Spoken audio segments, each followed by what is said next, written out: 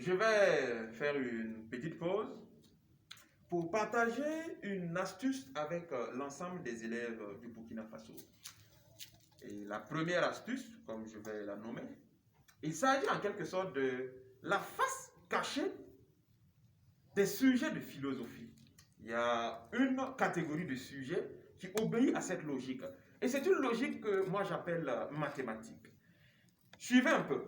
Je prends un premier sujet. Donc ici on a sujet 1. L'État est-il l'ami du citoyen? L'État est-il l'ami du citoyen? Je prends encore un autre sujet. L'homme est-il un être de nature? Point d'interrogation.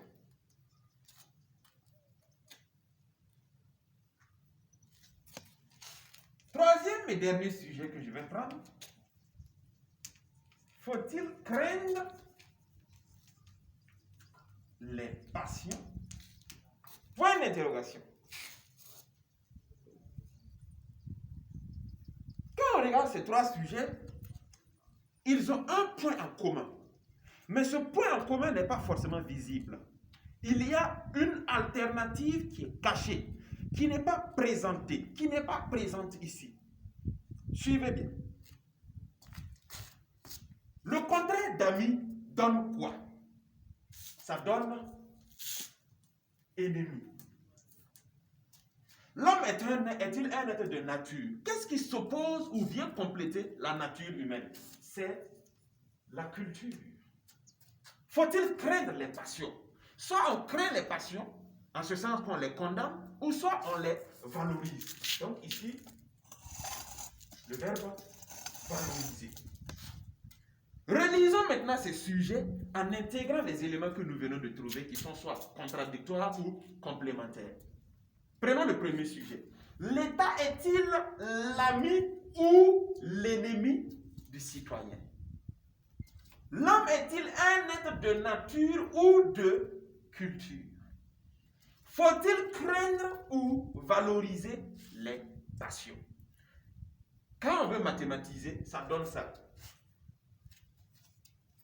A égale à X ou Y. L'État est-il l'ami ou l'ennemi du citoyen? Prenons le dernier sujet, le deuxième. L'homme est-il un être de nature ou de culture?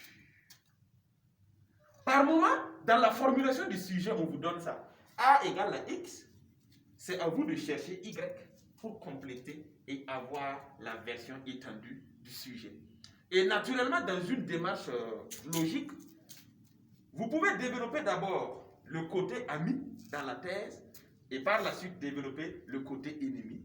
Ensuite, vous développez le côté être de nature, par la suite être de culture. Ça peut aller. Maintenant, comme on est toujours en mathématiques, observez ce que ça donne. Regardez, l'État comme ami du citoyen. Je progresse vers là. Je me dis que j'ai affaire à un repère. L'État comme ami du citoyen. Je vais voir comment est-ce que ma fonction va évoluer. Ça va peut-être donner quelque chose comme ça. Ça va peut-être donner quelque chose comme ça. L'État comme l'ami du citoyen. Et après, je vais remarquer qu'il y a des moments où l'État est l'ennemi du citoyen. Je viens avec une autre courbe qui donne ça. Mais les deux courbes vont se croiser à un moment donné. C'est bien ça. Donc, en conclusion, je vais faire comprendre au niveau de ma synthèse que dans l'État, il y a à la fois la dimension amie et la dimension ennemie. Et que ces deux dimensions-là sont liées. Peut-être on peut aboutir à cette dynamique dans la suite de la réflexion. On va y revenir. Mais c'est des sujets avec des alternatives cachées et il faut savoir les manipuler et il faut savoir les identifier et puis le jeu devient facile. Je vous remercie.